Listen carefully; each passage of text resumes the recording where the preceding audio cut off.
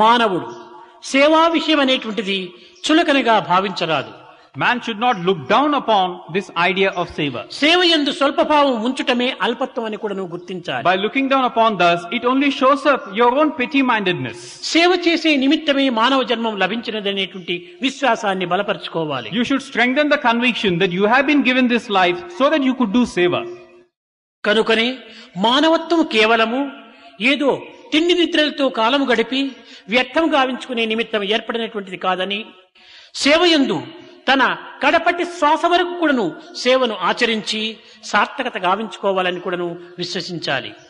So you should have this feeling that this birth and this life have been given to you, not merely for the sake of eating and sleeping, but rather to be serving others till your last breath, till your last dying moment. తోటి మానవుల యొక్క బాధలను కష్టములను గుర్తించి సాధ్యమైనంత వరకును ఆదుకొనుటకు, దానిని కొంతవరకును తీర్చుటకు తగినటువంటి ప్రయత్నం చేయాలి. You must try to become alive to the sufferings of your fellow beings. Run to their assistance, bring them relief and assistance.